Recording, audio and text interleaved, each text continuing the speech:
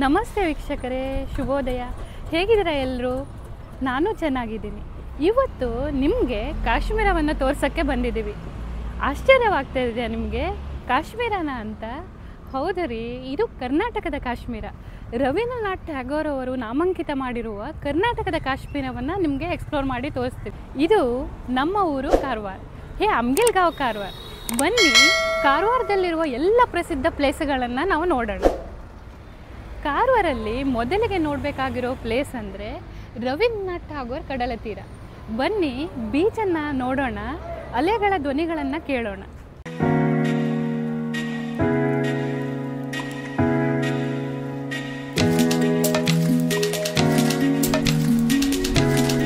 ನೋಡಿ, ಎಷ್ಟು ಅದ್ಭುತವಾಗಿದೆ ಅಲ್ವಾ ವಿವು? ಕಾರವಾರದ ಸಮುದ್ರದ ಒಂದು ವಿಶೇಷತೆ ಏನಂದರೆ ಇದು ಸಮುದ್ರದ ಜೊತೆಗೆ ಅನೇಕ ದ್ವೀಪಗಳನ್ನು ಹೊಂದಿದೆ. ಕಾರವಾರದಲ್ಲಿ ಬೀಚ್ ಅಷ್ಟೇ ಅಲ್ಲ ವೀಕ್ಷಕರೇ, ಬೇರೆ ಬೇರೆ ಡಿಫ್ರೆಂಟ್ ಆಗಿರೋ ಪ್ಲೇಸ್ಗಳಿವೆ. ಕಾರವಾರದಲ್ಲಿ ಪೋರ್ಟ್ ಇದೆ, ಕೈಗಾ ಇದೆ, ಫೇಮಸ್ ಫುಡ್ ಇದೆ, ಫೇಮಸ್ ದೇವಸ್ಥಾನಗಳಿವೆ. ಈ ಕಡೆ ನಿಮಗೆ ಕಾಣಿಸ್ತಿರೋದು ಕಾರವಾರ ಪೋರ್ಟ್, ಕಾರವಾರ ಬಂದರು. ನೆಕ್ಸ್ಟ್ ನಿಮಗೆ ದ್ವೀಪದ ಥರ ಕಾಣಿಸಿರೋ ಪ್ಲೇಸು ಸನ್ಸೆಟ್ ಪಾಯಿಂಟ್. ಮತ್ತು ಫಿಶಿಂಗು ನೀವು ಅಲ್ಲಿ ಹೋಗ್ಬೋದು. ಆ ಪ್ಲೇಸನ್ನು ನಿಮಗೆ ತೋರಿಸ್ತೀವಿ. ನನ್ನ ಎಕ್ಸಾಕ್ಟ್ ಹಿಂದುಗಡೆ ಇರೋ ಪ್ಲೇಸು ಲೈಟ್ ಹೌಸು. ನೀವು ಅಲ್ಲಿ ಪಿಕ್ನಿಕ್ ಸ್ಪಾಟ್ಗೂ ಹೋಗ್ಬೋದು. ಹಾಗೆ ನೀವು ಮುಂದೆ ಬಂದರೆ ಇಲ್ಲಿ 2 ದ್ವೀಪಗಳು ನಿಮಗೆ ಕಾಣಿಸುತ್ತೆ. ಒಂದು ದ್ವೀಪ ಕುಡಂಗಡ್ ಅಂತ ಹೇಳ್ತಾರೆ. ಅಲ್ಲಿ ಫೇಮಸ್ ನರಸಿಂಹಸ್ವಾಮಿ ದೇವಸ್ಥಾನ ಇದೆ. ವರ್ಷಕ್ಕೊಂದ್ಸತಿ ಅಲ್ಲಿ ದೊಡ್ಡದಾಗಿರೋ ಜಾತ್ರೆ ಆಗುತ್ತೆ. ಬೋಟಿಂದ ಎಲ್ಲ ಭಕ್ತಾದಿಗಳನ್ನು ಕರ್ಕೊಂಡು ಹೋಗ್ತಾರೆ. ನೆಕ್ಸ್ಟ್ ನಿಮಗೆ ಕಾಣಿಸ್ತಿರೋದು ದೇವಭಾಗ್ ಬೀಚ್ ರೆಸಾರ್ಟು.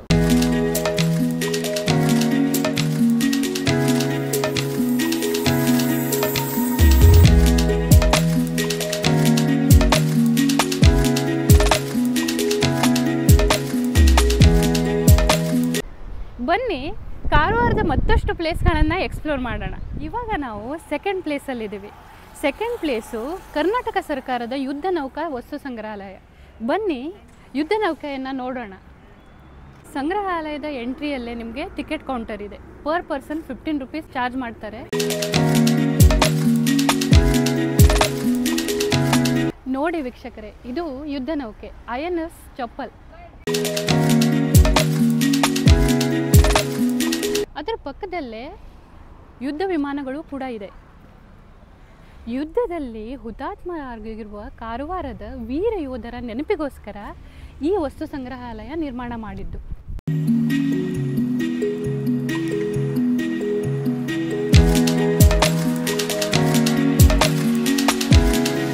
ಬನ್ನಿ, ಯುದ್ಧ ನೌಕೆಯನ್ನು ನೋಡೋಣ.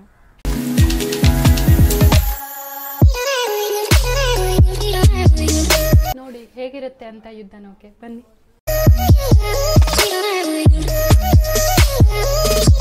ಯುದ್ಧ ನೌಕೆಯಲ್ಲಿ ನಿಮಗೆ ಟ್ರೈನಿಂಗ್ ಸೆಂಟರ್ ಇರುತ್ತೆ.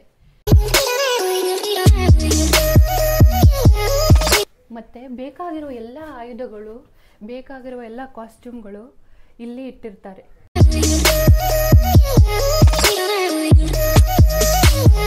ಯೋಧರಿಗೆ ಮಲಗುವ ವ್ಯವಸ್ಥೆ ಕೂಡ ಇರುತ್ತೆ. ಈ ಭಾಗದಲ್ಲಿ ನಿಮಗೆ ಕ್ಯಾಪ್ಟನ್ಸ್ ಕ್ಯಾಬಿನ್ಗಳಿದೆ, MCO ಇದೆ, ಆಫೀಸರ್ಸ್ ಕ್ಯಾಬಿನ್ಗಳು ಇದೆ.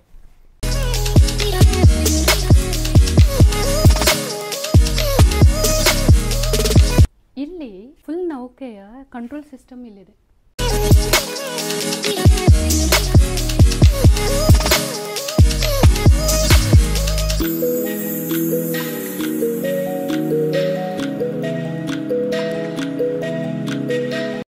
ಬನ್ನಿ, ನೌಕೆಯ ನೆಕ್ಸ್ಟ್ ಫ್ಲೋರ್ಗೆ ಹೋಗೋಣ.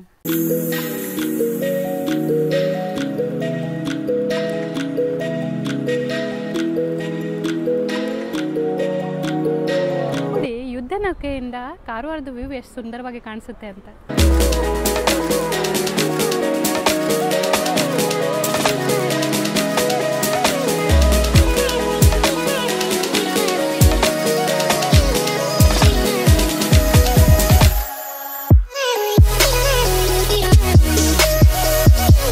ನಾನು ಎಲ್ಲಿ ಬಂದು ಕೂತ್ಕೊಂಡಿದ್ದೀನಿ ಅಂದ್ಕೊಳ್ತಿದ್ದೀರಾ?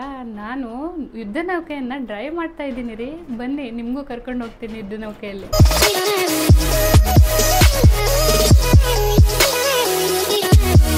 ವೀಕ್ಷಕರೇ, ನಾನು ಎಲ್ಲಿದ್ದೀನಿ ಅಂತ ಹುಡುಕ್ತಾ ಇದ್ದೀರಾ? ಈ ರಾಕ್ ಹಿಂದ್ಗಡೆ ಇದ್ದೀನಿ. ಬನ್ನಿ ಈ ರಾಕ್ ಗಾರ್ಡನನ್ನು ಎಕ್ಸ್ಪ್ಲೋರ್ ಮಾಡೋಣ.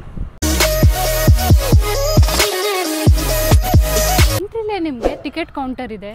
ಪ್ರತಿಯೊಬ್ಬ ಮನುಷ್ಯನಿಗೆ ಅವರು 40 ರೂಪಾಯಿ ಚಾರ್ಜ್ ಮಾಡ್ತಾ ಇದ್ದಾರೆ. ನಾವು ಇವಾಗ ರಾಕ್ ಗಾರ್ಡನ್ ಒಳಗಡೆ ಇದ್ದೀವಿ. ರಾಕ್ ಗಾರ್ಡನಲ್ಲಿ ಕಲ್ಲುಗಳನ್ನು ಯೂಸ್ ಮಾಡಿ ಬೇರೆ ಬೇರೆ ಮಾನ್ಯುಮೆಂಟ್ಸನ್ನು ಮಾಡಿದ್ದಾರೆ ಮತ್ತು ಬೇರೆ ಬೇರೆ ಟ್ರೈಬ್ಸ್ನ ಆಕೃತಿಗಳು ಕೂಡ ಇದೆ. ಬನ್ನಿ ನೋಡೋಣ.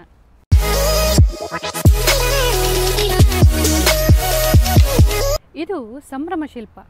ಮೀನುಗಾರ ಕುಟುಂಬವೊಂದು ದೊಡ್ಡ ಮೀನೊಂದನ್ನು ಹಿಡಿದಾಗ ಆನಂದದಲ್ಲಿ ಸಂಭ್ರಮಿಸುತ್ತಿರುವ ಕ್ಷಣವನ್ನು ಈ ಶಿಲ್ಪದಲ್ಲಿ ತೋರಿಸಿದ್ದಾರೆ. ಕಡಲನ್ನೇ ಗೆದ್ದು ಬಂದ ಅಪರೂಪದ ಕ್ಷಣ. ಉತ್ತರ ಕನ್ನಡದ ಮೀನುಗಾರರ ಧೈರ್ಯ ಹಾಗೂ ಸಾಹಸವೇ ಈ ಶಿಲ್ಪಕ್ಕೆ ಸ್ಫೂರ್ತಿ. ಇಲ್ಲಿ ವಾಟರ್ಫಾಲ್ ಇರುತ್ತೆ. ಇವಾಗ ಅವರು ವಾಟರ್ಫಾಲನ್ನು ಬಂದ್ ಮಾಡಿದ್ದಾರೆ. ಒಳಗಡೆ ಬೇರೆ ಬೇರೆ ಆಕೃತಿಗಳಿದೆ. ಜನಾಂಗದ ಶಿಲ್ಪಕಲೆಗಳು ಇದೆ. ಬನ್ನಿ ನೋಡೋಣ.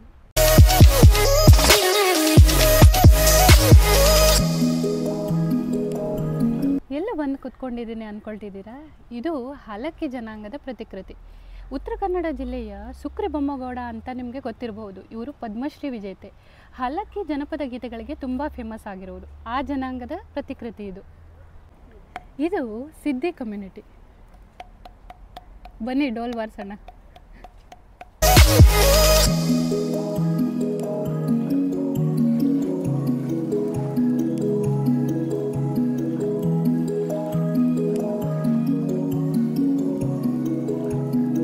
ರಾಕ್ ಗಾರ್ಡನಲ್ಲಿ ಒಳಗಡೆ ಬಂದರೆ ನಿಮಗೆ ಬೇರೆ ಬೇರೆ ಜನಾಂಗದ ಪ್ರತಿಕೃತಿಗಳು ಸಿಗುತ್ತೆ. ಇದು ನೋಡಿ, ಪುಟಾಣೆಯಾಗಿರೋ ಕರು ಎಷ್ಟು ಸುಂದರವಾಗಿದೆ ಅಲ್ವಾ?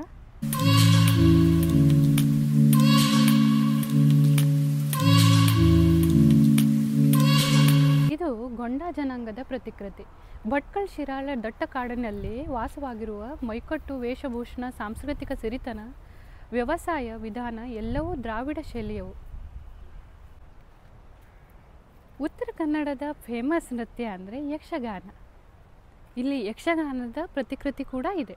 ಮೊದಲು ಸ್ಕೂಟರು, ಬಸ್ಸು ಎಲ್ಲಿತ್ತು ಕಣ್ರಿ? ಆವಾಗ ಪ್ರಾಣಿಗಳನ್ನೇ ವಸ್ತುಗಳ ಸಾಗಾಣಿಕೆಗೋಸ್ಕರ ಬಳಸ್ತಾ ಇದ್ರು. ಇದು ಆ ಥರದ ಒಂದು ಪ್ರತಿಕೃತಿ.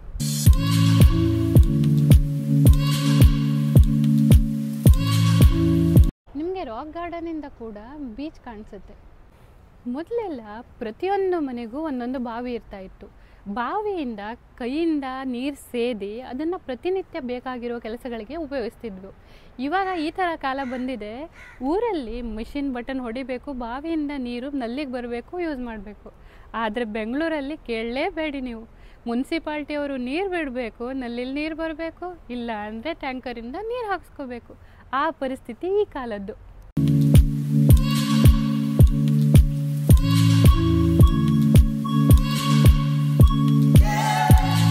ರಾಕ್ ಗಾರ್ಡನ್ದು ಬೇಸಿಕ್ ಥೀಮು ಅಂದರೆ ಮೊದಲು ಬೇರೆ ಬೇರೆ ಜನಾಂಗದ ಜೀವನ ಶೈಲಿ ಹೇಗಿತ್ತು ಅಂತ ತೋರಿಸ್ಕೊಡುತ್ತೆ. ನೋಡಿ, ಇಲ್ಲಿ ಕುಟ್ತಾ ಇದ್ದಾರೆ ಹಾಕಿ ಎಲ್ಲನೂ. ಇವಾಗ ನಾವು ಕಾರವಾರದ್ದು ಮತ್ತೊಂದು ಪ್ಲೇಸ್ಗೆ ಬಂದಿದ್ವಿ, ಮತ್ತೊಂದು ಫೇಮಸ್ ಪ್ಲೇಸ್ಗೆ. ಇದು ಕಾಳಿ ರಿವರ್ ಗಾರ್ಡನ್. ಕಾರವಾರ ಬೀಚ್ಗಳಿಗಷ್ಟೇ ಅಲ್ಲ ಫೇಮಸ್ಸು, ಕಾಳಿ ನದಿಗೂ ಫೇಮಸ್ ಇದೆ. ಕಾಳಿ ನದಿಯಲ್ಲಿ ದಂಡೆಯಲ್ಲಿರುವ ಈ ಗಾರ್ಡನನ್ನು ಎಕ್ಸ್ಪ್ಲೋರ್ ಮಾಡೋಣ ಬನ್ನಿ. ಎಂಟ್ರಿಲೇ ನಿಮಗೆ ಟಿಕೆಟ್ ಕೌಂಟರ್ ಇರುತ್ತೆ. ಪರ್ ಪರ್ಸನ್ ಅವರು 15 ರೂಪೀಸ್ ಚಾರ್ಜ್ ಮಾಡ್ತಾರೆ. ನೋಡಿ ವೀಕ್ಷಕರೇ, ಎಷ್ಟು ಸುಂದರವಾಗಿದೆ ವ್ಯೂ. ಇಲ್ಲಿ ನಿಮಗೆ ಫಂಕ್ಷನ್ಗಳನ್ನು ಮಾಡೋಕ್ಕೂ ಕೂಡ ಅವರು ಅವಕಾಶಗಳನ್ನು ಮಾಡಿಕೊಡ್ತಾರೆ. ರಿಸೆಪ್ಷನ್ನು, ಬರ್ಡೇ ಸೆಲೆಬ್ರೇಷನ್ ಕೂಡ ನೀವು ಇಲ್ಲಿ ಸೆಲೆಬ್ರೇಟ್ ಮಾಡ್ಬೋದು.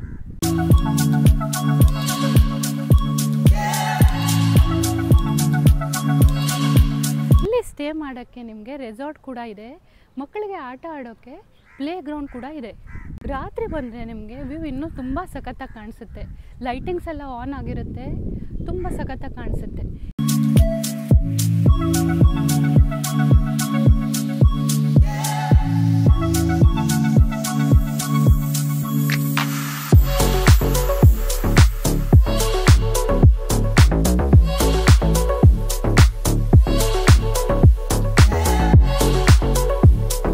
ಈ ಸ್ಥಳ ಯಾಕೆ ಇಷ್ಟು ಅದ್ಭುತ ಅಂತಿದ್ದೀರಾ? ಯಾಕಂದರೆ ಇಲ್ಲಿ ಒಂದು ಸೈಡಲ್ಲಿ ನಿಮಗೆ ಕಾಳಿ ನದಿ ಇದೆ, ಇನ್ನೊಂದು ಸೈಡಲ್ಲಿ ಅರಬ್ಬಿ ಸಮುದ್ರ ಇದೆ. ನದಿ ಮತ್ತು ಸಮುದ್ರದ ಸಂಗಮ ಕಾರವಾರದಲ್ಲಿದೆ.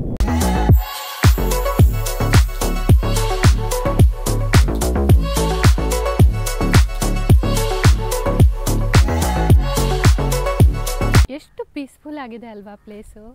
ನನ್ನ ಪ್ರಕಾರ ಪೀಸ್ಫುಲ್ಲಾಗಿ ಸ್ಟೇ ಮಾಡಲು ಕಾರವಾರ ಅಂತ ಪ್ಲೇಸು ತುಂಬ ಸುಂದರವಾಗಿದೆ. ಈವ್ನಿಂಗು ಈ ಪ್ಲೇಸಲ್ಲಿ ಕೂತ್ಕೊಂಡು ಸುಂದರವಾದ ವ್ಯೂವನ್ನು ಎಂಜಾಯ್ ಮಾಡ್ತಾ ನೀವು ಡೇನ ಕಂಪ್ಲೀಟ್ ಮಾಡ್ಬೋದು. ತುಂಬ ಪೀಸ್ಫುಲ್ ಆಗಿದೆ ಏರಿಯಾ. ವ್ಯೂ ಕೂಡ ನೀರು ಮತ್ತು ಹಸಿರು ಎರಡೂ ಒಂದೇ ಪ್ಲೇಸಲ್ಲಿ ನಿಮಗೆ ಸಿಗುತ್ತೆ.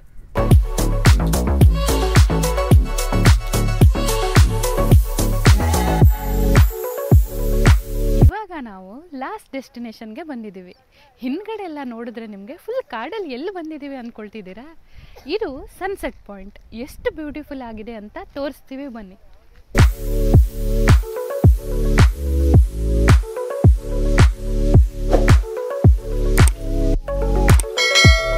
ಸಮುದ್ರದ ಮಧ್ಯೆ ಈ ಥರ ದಾರಿ ಇದೆ. ಸುತ್ತಮುತ್ತಲೂ ನಿಮಗೆ ಕಲ್ಲುಗಳಿದೆ. ಕಲ್ಲುಗಳ ಮೇಲೆ ಕೂತ್ಕೊಂಡು ಸೂಪರ್ ಆಗಿರೋ ಫೋಟೋಗಳನ್ನು ನೀವು ಕ್ಯಾಪ್ಚರ್ ಮಾಡಬಹುದು. ಅದ್ರ ಜೊತೆ ಮೀನುಗಳನ್ನು ಕೂಡ ಹಿಡಿಬಹುದು.